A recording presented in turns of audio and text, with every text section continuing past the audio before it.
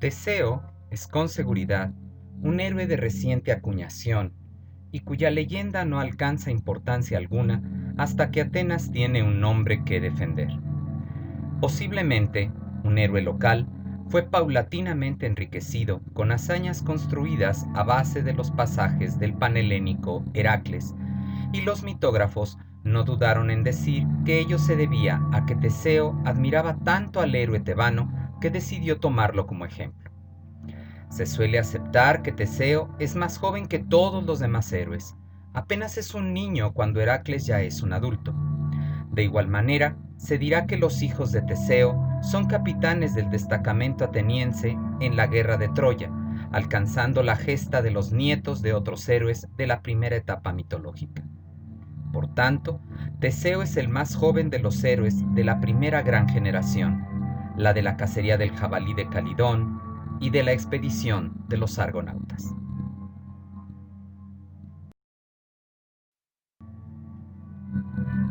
El nacimiento de Teseo tiene dos versiones, una divina y otra humana. Se dice que Egeo, rey de Atenas, no había podido tener hijos y marchó al oráculo de Delfos para averiguar la causa. La Pitia le respondió crípticamente, como era su costumbre: no desates el odre del vino antes de llegar a Atenas. No comprendiendo la ambigua respuesta, Egeo fue en busca de la sabiduría del rey Piteo de Tresén, una pequeña localidad en el Peloponeso, el cual ocultó el significado a su huésped y lo agasajó con un banquete donde se destaparon varios odres de vino. Embriagado, Egeo fue conducido a sus aposentos, donde penetró más tarde una joven con la que él tuvo relaciones sexuales sin pensarlo mucho. Aquella joven era la princesa Etra, a quien su padre había introducido con su huésped a fin de que ella tuviera un hijo de la casa real de Atenas. Otros aseveran que Etra había sido violada previamente por Poseidón cuando ella llevaba a cabo un sacrificio a Atena. Tal vez pretendía el padre ocultar el embarazo vergonzoso de su hija, aunque se está especulando. Lo cierto es que Egeo, con cierta reticencia, aceptó que el hijo que esperaba la princesa fuera suyo, y para ocultarlo a las envidias de sus sobrinos, los cuales ansiaban el trono de Atenas, lo dejó allí, o bien, dudando de su paternidad, colocó unas sandalias y su propia espada tras una gran piedra, advirtiendo a la princesa que si paría un varón, le comunicara quién era su padre y dónde estaban escondidos los regalos, con los cuales él lo identificaría a fin de que sus primos no le tendieran una celada.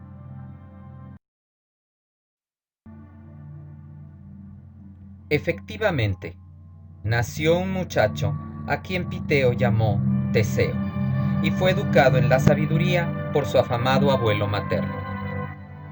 El muchachito pronto destacó entre sus coetáneos, al punto que se cuenta que un día, al regresar de sus lecciones y entrar al palacio, vieron los educandos a un león en una de las habitaciones. Todos salieron gritando. Solo él se mantuvo impertérrito, aunque solo tenía 7 años.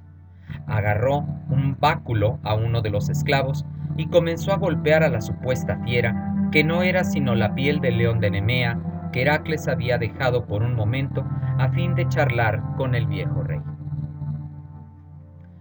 Cuando cumplió 16 años, Etra comunicó a su hijo el nombre de su padre, así como la manera de darse a identificar con él. Sin perder tiempo, lo llevó al sitio donde había ocultado las prendas, y al levantar la roca, ahí aguardaban la vieja espada y las sandalias, símbolos de su travesía de camino a Atenas.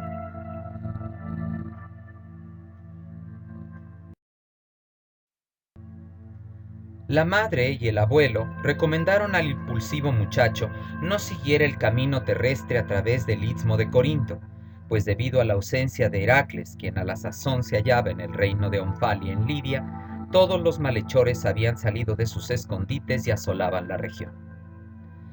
Celoso de los logros de Heracles y dispuesto a igualarlo, Teseo tomó el camino peligroso que su familia le suplicaba no siguiera. El primer peligro con el que se topó fue el rudo Perifeto. Era hijo de Festo y poseía una clava de bronce regalo de su padre y con la cual machacaba a todo viandante. Teseo se enfrentó a él y logró vencerlo, apoderándose de su clava y usándola como su arma preferida desde entonces. En el istmo de Corinto conoció a Cinis, un loco que obligaba a los que con él se topaban a realizar una dura prueba. Forzaba al viajero a doblar junto con él un pino, lo cual éste realizaba gracias a la extraordinaria fuerza que poseía. Una vez hecho esto, Cinis soltaba el pino y aquel, sin la resistencia del bandido, salía disparado para estrellarse contra el suelo. Teseo logró sostener el pino y luego mató con su espada al desalmado. Se dice que distinguió entre las matas de espárragos a una bella joven y la tomó allí mismo, ocultos entre aquellas hierbas. Esta era Perigune, hija de Cinis, y que habría de tener un hijo del héroe cuyos descendientes solían preferir en su dieta aquellas hierbas salvadoras de su antepasado. En el camino se encontró con una vieja, a la que todos apodaban la Fea, y quien poseía una cerda monstruosa cuyos jabatos habían sido los cerdos de Calidón y de Erimanto. Aquel animal había causado graves daños a la región de Cromión, y por ello Teseo le dio muerte con su espada. Plutarco, uno de los biógrafos de Teseo, asegura que ésta no era un animal, sino una mujer que vivía de latrocinios y maldades. En el territorio de Megárides se hallaba bajo la tiranía de Escirón, un bandido que no solo despojaba a sus víctimas de sus pertenencias, sino que aficionado a la carne de tortuga había experimentado que ésta adquiría un sabor más delicioso si se les alimentaba con carne humana. Así que solía arrojar a sus víctimas a un pozo donde los carnívoros reptiles ya esperaban. Teseo no sucumbió al temible Escirón, muy al contrario lo venció y lo hizo padecer su propio suplicio. En Eleusis, a unas cuantas millas de Atena, Teseo hubo de enfrentarse con Cerción. Era rey de la ciudad y tan engreído de su filiación con Hefesto que provocaba a cuanto extranjero llegara a medir con él sus fuerzas. Teseo fue el último a quien retó al encontrar en él a su verdugo. Mas la hazaña más notable en este pequeño viaje iniciático fue el enfrentamiento con Damastes, mejor conocido como Procustes. Poseía este dos lechos de metal, uno pequeño y otro grande, y forzaba a todos los que atravesaban su territorio a que ocuparan uno de ellos, previniéndose que los altos subieran al pequeño y los bajos al grande, pues decía había que adaptarse a esa medida ideal, y si algo sobraba había que cortarlo, y si algo faltaba había que alargar el cuerpo con cuerdas. Todos morían en medio de espantosos dolores. Teseo no solo venció al gigantesco bandido en lucha cuerpo a cuerpo, sino que lo hizo entrar en el lecho pequeño, cortando gran parte de su ingente cuerpo. Luego de tal derramamiento de sangre, Teseo hubo de purificarse junto a las márgenes del río Céfiso por mediación de los habitantes del lugar. Por fin, tomó rumbo a Atenas y llegó a la ciudad de su padre. Como puede notarse, las hazañas de Teseo son una copia muy adecuada de las de Heracles, aunque no tan imaginativas, sino más bien de corte realista, donde el héroe es presentado como el gran civilizador del Ática y proyectando así un futuro como legislador y hombre de Estado.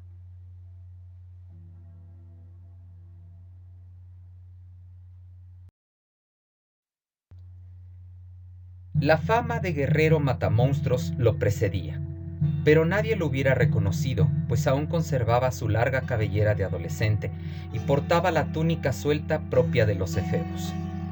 Al entrar en la ciudad, un 8 de Catombeón, un 8 de julio, unos albañiles que trabajaban en la construcción de un templo en honor de Apolo Délfico se burlaron de él al verlo pasar. «¿A dónde va sola esa muchachita?», le gritaron. Enfurecido, Teseo desunció uno de los bueyes que arrastraban las losas de piedra para la construcción y levantándolo en vilo se los arrojó. Exageraciones de un pueblo ateniense demasiado envanecido de su héroe. Atenas estaba en grave situación. Por una parte, los Palantiadas, los 50 hijos de Palante, hermano de Egeo, reclamaban el trono para ellos, esperanzados en la esterilidad de su tío. Y por otra, había llegado a la ciudad una hermosa y pérfida extranjera, Medea, la maga de Cólquide, a quien luego conoceremos mejor, asegurando a Egeo que podría curarlo de su esterilidad, pero quien le tenía absorbido el seso y lo manejaba a su antojo. Medea, quien temía al famoso extraño que había causado tanto revuelo en la ciudad, se apresuró a pedirle diera muerte al toro que asolaba la región de Maratón, luego que fuera traído de Creta por Heracles. El muchacho aceptó y la bruja confiaba en que la bestia lo mataría. Teseo se hospedó en una humilde cabaña de una anciana por nombre Hécale, quien se mostró solícita y amorosa con el muchacho. Partió Teseo y capturó sin mucho esfuerzo al toro, a quien sacrificó en honor de Apolo o de Atena, esta última patrona de la ciudad. Al regresar para agradecer mejor a la vieja Hécale, ésta había muerto, y ya cuando su cuerpo fue entregado a la pira, agradecido por sus atenciones, Teseo instauró el culto a Zeus Hecaleo, patrono de los huéspedes. Medea maquinó una nueva celada contra Teseo, a quien ya había reconocido como legítimo heredero. Primero, convenció a Egeo del peligro que representaba este joven salvaje, capaz de matar fieras y tan loco como para asesinar ladrones a diestra y siniestra, sosteniendo que era un peligro para su trono. El viejo Egeo aceptó sus palabras y convino en que Medea lo envenenara. Invitado al palacio, Medea le entregó el emponzoñado cuenco mezclado. Mas la buena fortuna hizo que Teseo desenvainara su espada para cortar un trozo de carne, y al reconocerla, Egeo apartó de un golpe el veneno y llamó a Teseo su hijo. Reconoció las maldades de su concubina y la expulsó del país.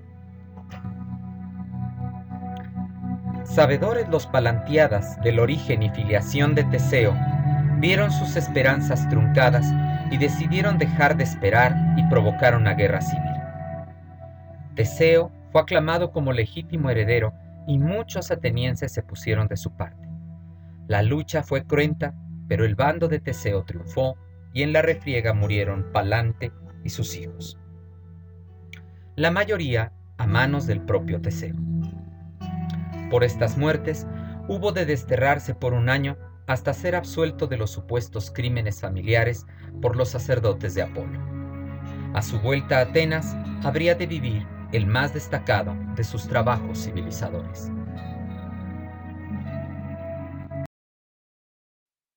La isla de Creta era el lugar donde el toro Zeus había llevado a la hermosa Europa, hermana de Cadmo, y donde el dios había desatado su cinto virginal y la había hecho madre de trillizos.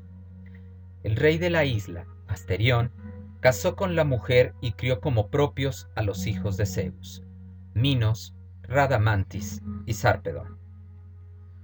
Muerto el rey, Minos reclamó el trono como suyo, y como encontró reticencia por parte de sus hermanos, rogó al cielo manifestara su predilección, y especialmente a Poseidón le ofreció, si hacía surgir un toro del mar, el cual demostrara con su presencia su destino real, se lo sacrificaría. Efectivamente, un toro blanco como la espuma emergió del mar, y Minos fue ratificado como monarca. Sin embargo, no quiso matar a tan hermosa bestia e inmoló a otro toro en vez del divino. Grave error. Poseidón recurrió a la diosa Afrodita, y ésta estuvo de acuerdo en provocar en Pasífae, mujer del rey, una enceguecedora pasión zoofílica por el toro. Dédalo, un sabio ateniense, había llegado a la isla como fugitivo de la ley, pues había dado muerte a su sobrino en un arranque de celos profesionales, y había tenido que expatriarse junto con su hijo Ícaro. Su fama de artesano le abrió las puertas del palacio real, y a él recurrió la atormentada Pasífae. No se sabe con qué argucias o bajo qué dádivas o presiones, pero Dédalo estuvo dispuesto a complacer a la reina en su parafilia. Creó para ella una vaca tallada de madera tan perfecta que solo requería de mugir. Recubierta con una piel verdadera, bien podría engañar al animal. La reina se introdujo de tal manera que su deseo se viera colmado por el toro en su desenfrenada monta. El resultado de tan aberrante aventura fue un ser mitad hombre y mitad toro, el Minotauro, literalmente el toro de Minos. Una afrenta para el soberano de Creta y dueño de la flota más fabulosa del Egeo. El monstruoso ser fue llamado Asterión, y mientras fue pequeño su cabeza de becerro solo causó vergüenza en el palacio, pero al crecer se volvería un peligro. Minos ordenó a Dédalo construyera un edificio capaz de albergar a la fiera y del cual no pudiera salir. Este fue el laberinto, cuyos pasillos espirales y encrucijadas tortuosas nadie conocía, solo el creador y la pobre bestia que yacía en sus entrañas.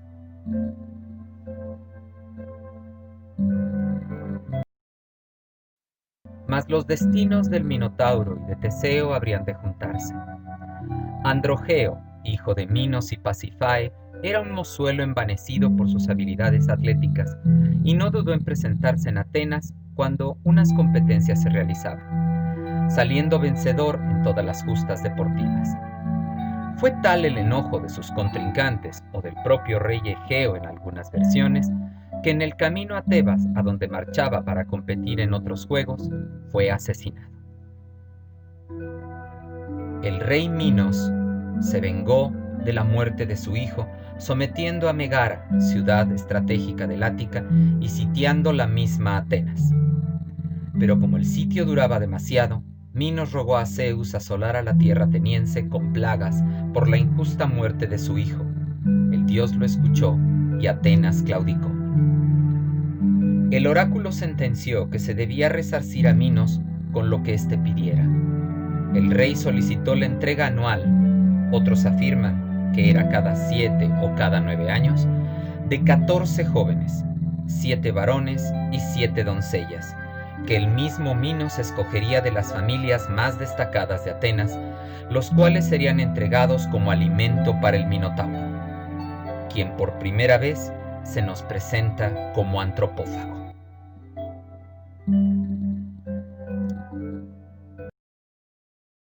Por tercera vez el barco cretense arribaba a las costas de Atenas y la ciudad tenía que entregar como víctimas a lo más selecto de su juventud. Minos pasó revista a los jóvenes y las muchachas y escogió a todos, obviamente, entre ellos al propio Teseo, aunque otras fuentes aseguran que él mismo se ofreció a partir. En el grupo iba también Peribea, hija del rey de Megara. El viejo Egeo confiaba en que su hijo mataría al Minotauro, pues el soberbio Minos aseguraba que dejaría libre a los jóvenes si alguno de ellos lograba matar a la fiera, aunque prohibía al mismo tiempo que entraran al laberinto con armas. Como un medio de reconocer su éxito, Egeo entregó a Teseo unas velas blancas, las cuales debía sustituir por las negras que llevaba la nave, si es que resultaba victorioso. La nave partió del Pireo un día sexto del mes Muniquio, un 6 de abril, y tomó rumbo a Creta. En el camino, Minos se prendó de Peribea y decidió violarla, a pesar de que su mujer había hechizado su pene y éste eyaculaba serpientes cada vez que intentaba copular con otra mujer que no fuera ella. Peribea llamó en su ayuda a Teseo y éste reclamó al rey su indignación y lo conminó a probar que era hijo de Zeus. Minos clamó a su padre y éste hizo resonar el rayo en las alturas. pero el rey señaló a Teseo su supuesto origen como hijo de Poseidón, tal vez un chiste común. Y para que lo probara, arrojó una sortija al mar y le propuso traerla de regreso si es que fuera vástago del dios del mar. Teseo entró en el agua y emergió con la sortija, asegurando había llegado al mismísimo palacio de Poseidón. Llegados a las playas cretenses, Teseo inmoló una cabra en honor de Afrodita, y la diosa fue su ayuda al provocar que Ariadna, la princesa, hija mayor de Minos, se enamorara de él. Preocupada por la suerte de su amado, Ariadna no temía tanto el enfrentamiento del héroe con su medio hermano monstruoso, sino la manera en que podría salir del laberinto, y consultó a Dédalo a fin de que le sugiriera una manera de hacerlo. Este le sugirió, a su vez, entregar a un ovillo de hilo para que lo atara a la aldaba del portón del laberinto y así encontrar el camino de regreso de los retorcidos corredores. Ariadna entregó el ovillo a Teseo y puso como condición de su auxilio el desposarla y sacarla de la isla. Por supuesto que el héroe aceptó.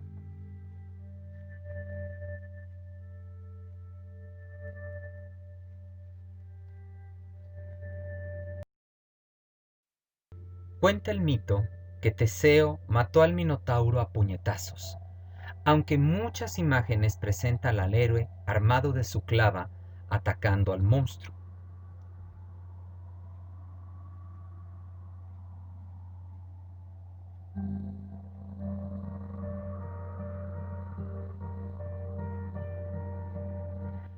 Merced al hilo de Ariadna, tanto Teseo como los jóvenes atenienses encontraron el camino de salida del laberinto y con la princesa a su lado embarcaron en el trirreme ático y hundieron la flota cretense para evitar que lo siguieran. Camino a Atenas, desembarcaron en la isla de Naxos.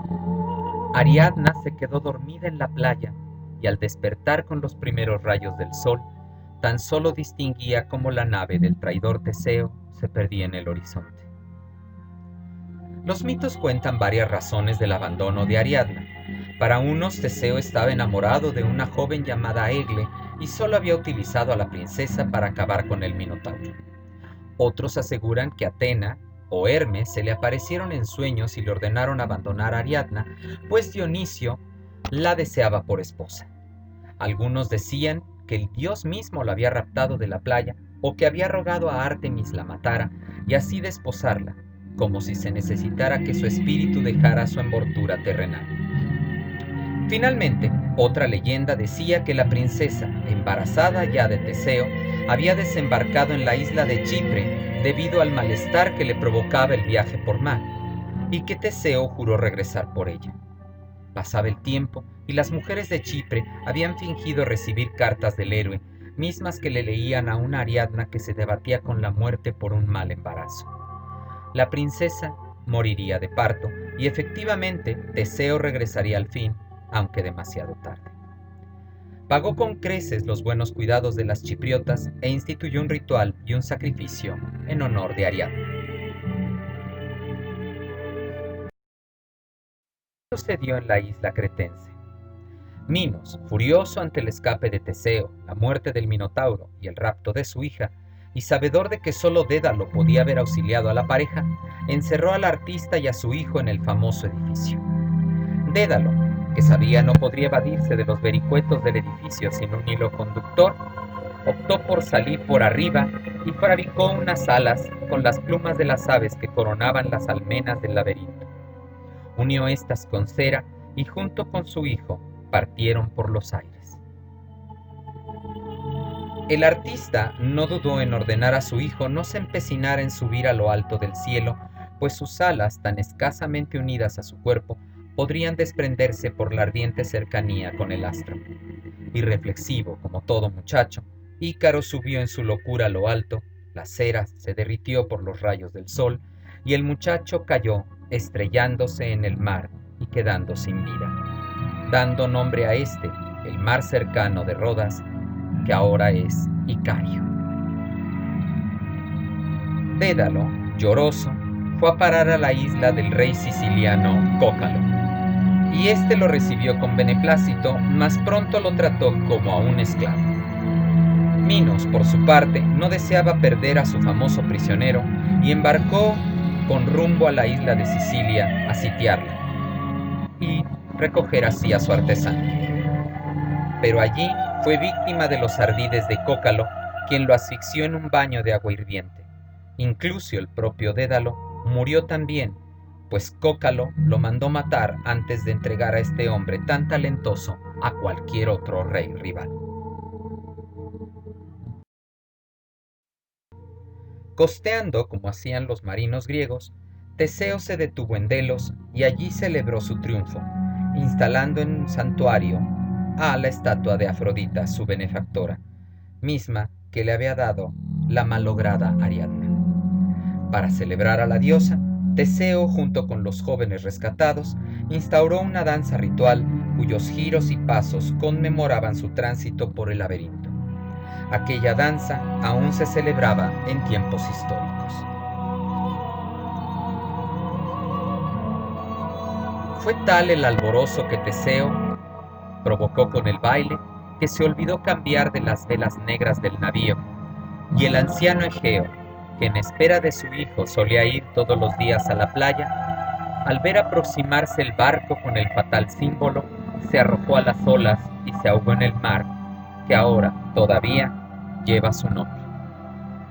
Algunas fuentes son más pormenorizadas y aseguran que el anciano solía contemplar el mal desde la Acrópolis, en el lugar donde hoy se levanta el templo de la Atena Nike, y que desde allí el viejo se arrojó desde lo alto del acantilado y se mató.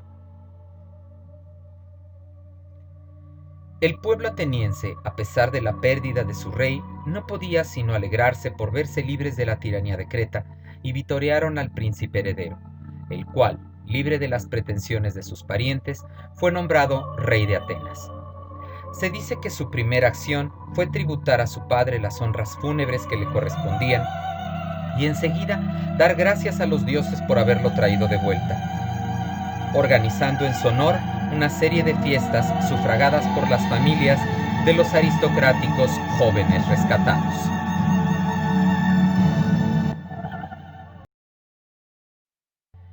El trireme que los trajo de vuelta fue consagrado a Apolo y venerado como sagrado. Cada año era lanzado al mar para llevar a Delos las ofrendas de Atenas, cuyos embajadores ceñían coronas de olivo.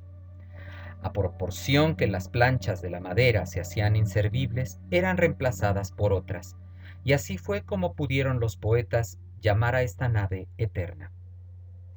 Se decía que en efecto había durado más de 1000 años y que aún existía con el nombre de Delia o Párala en la época de Demetrio de Falero, finales del siglo IV a.C.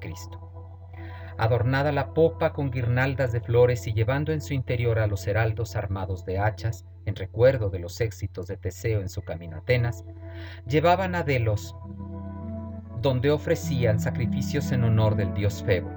Regresaban finalmente a la ciudad, que continuaba celebrando el éxito de su héroe, suspendiendo los trabajos y suspendiendo las sentencias de muerte. Todos los festejos duraban 30 días, y fue por ello que Sócrates, condenado un día antes de la partida de la barca a Delos, hubo de esperar 29 días antes de beber la cicuta.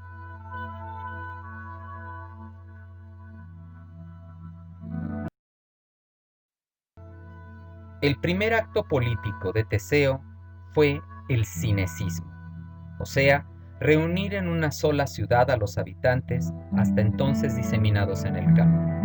Atenas fue la capital de aquel nuevo estado, una polis.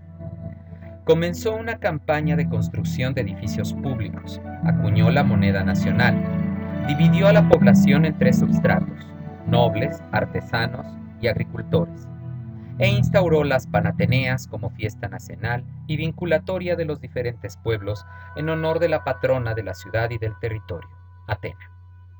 Conquistó la ciudad de Megara y la incorporó al estado creado, y delimitó el terreno ático del Peloponesio con una estela como símbolo que separaba el reino jonio de Atenas del Dorio de Esparta.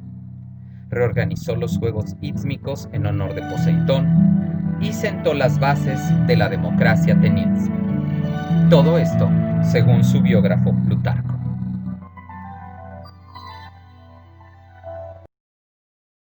La tradición conservaba en la memoria que aquel territorio tan bien organizado sufrió una invasión de un pueblo extranjero, las Amazonas.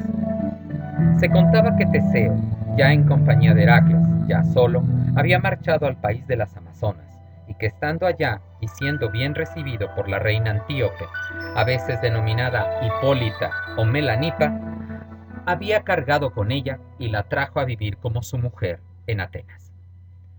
En su búsqueda fue un ejército de guerreras que conquistaron rápidamente el Ática y sitiaron la ciudad, encerrando a la población en la Acrópolis.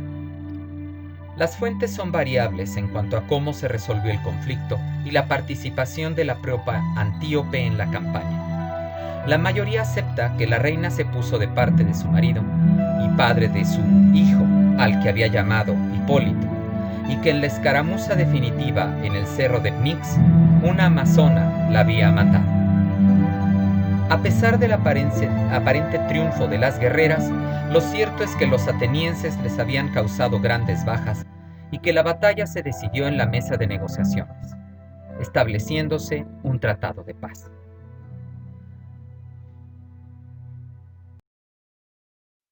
Las amazonas regresaron a Temiscira en el Asia Menor, pero dejaron la casa de Teseo enlutada con la pérdida de la reina. Teseo decidió casarse nuevamente y paradójicamente lo hizo con Fedra, hija de Minos, a quien el heredero del rey cretense, su hijo Deucalión, ofreció como consorte al rey de Atenas. La tragedia se cernía sobre aquella relación. Algunas fuentes aseguran que Teseo se comprometió con Fedra aún estando casado con Antíope, y que cuando se iba a celebrar la unión con la cretense, la amazona trató de irrumpir en la ceremonia y dar muerte a su traidor marido, pero fueron cerradas las puertas de la habitación y la reina fue asesinada por los hombres de Teseo. De él y Fedra hubo 2 hijos, Acamante y Demofonte, y para evitar problemas entre los medios hermanos y el primogénito Hipólito, este fue enviado a vivir a la corte de Trecén con la abuela Etra. No obstante, narra Eurípides cómo los acontecimientos que siguieron enlutaron el reino de Atenas y la casa de Teseo se convirtió en símbolo de las intransigencias de las mentes misóginas de los tiempos clásicos.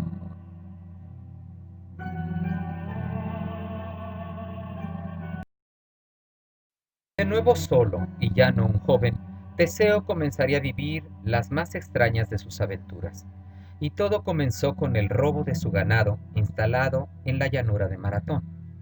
Marchó el héroe en busca del ladrón y descubrió a un joven de extraordinaria belleza llamado Pirito, quien pasaba por hijo de Día e Ixión, este último padre de Centauro, que era a su vez padre de aquellas criaturas híbridas que llevaban su nombre. Pero en realidad, Pirito había sido engendrado por Zeus. El mozo había querido poner a prueba a ese hombre del que se contaban tales hazañas increíbles, pero una vez en su presencia se sintió seducido por su apostura y presencia, o fue admiración, como quieren los más recatados. Teseo se sintió otro tanto atraído, y al titubear en atacarlo, dio pie a que Pirito se diera por vencido y se ofreciera como su fiel compañero.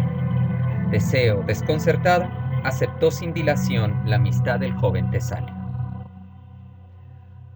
Pirito, a la sazón rey de los Lapitas en Tesalia, iba a casarse con Hipodamia, princesa de Argos, y hubiera sido una boda común de no ser por el supuesto parentesco que tenía con los centauros. Invitados a la fiesta como parientes del novio, los centauros bebieron de más y decidieron violar a todas las mujeres, incluyendo a la novia.